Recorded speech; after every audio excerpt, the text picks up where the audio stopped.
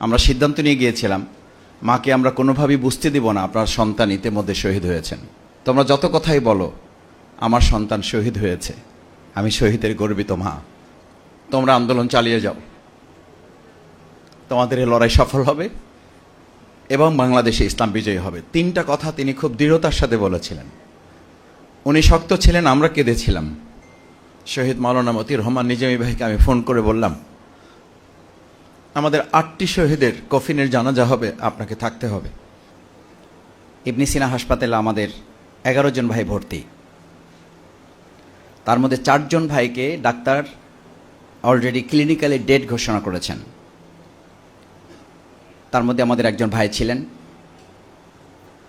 আমি তার মায়ের কাছে গেলাম খবরটা দেওয়ার জন্য না, আশ্বস্ত করার জন্য যে আপনার সন্তানের চিকিৎসা চলছে, দোয়া করবেন আপনি।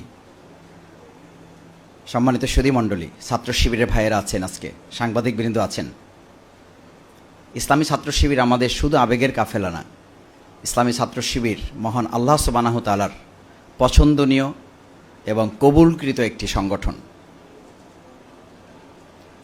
আমি সেদিন সেই শহীদের মায়ের কাছে যখন গিয়ে বললাম, আমার সাথে 4 জন কেন্দ্রীয় কার্যকরী পরিষদের সদস্য ছিলেন।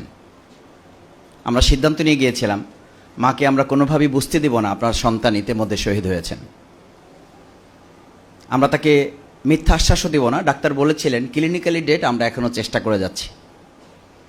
সেই কথাটুকুই আমরা তাকে বলার জন্য গিয়েছিলাম। কিন্তু আমার জীবনের জন্য ওটা একটা সেরা মুহূর্ত ছিল।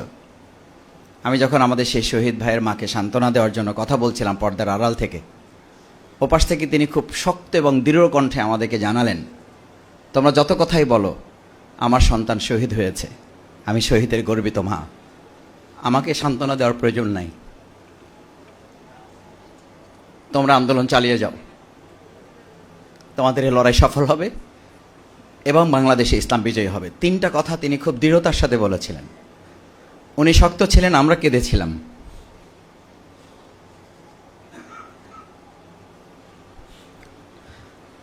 অথচ আমাদের কথা ছিল, মা কাঁদবে, আমরা শক্ত থাকব। আমি ইসলামী ছাত্র শিবিরের সেই সময়ের কেন্দ্রীয় সভাপতি, এটা বলতে আমি স্বাচ্ছন্দ্য বোধ করি না। আমি বোধ করি ইসলামী ছাত্র শিবিরের সেই সময় আমার সাথে আমার 7টি কফিন আমি আমার কাঁধে বহন করার সুযোগ পেয়েছি। 8টি কফিনের জন্য আমরা প্রস্তুতি নিয়েছিলাম। আমান ভাই, আমাদের একজন ভাই এখনো বেঁচে আছেন, বাংলাদেশ জামাত ইসলামীর তৎকালীন আমির, এবং তিনি তখনও মন্ত্রী। শহীদ মাওলানা মতিউর রহমান নিজামী ভাই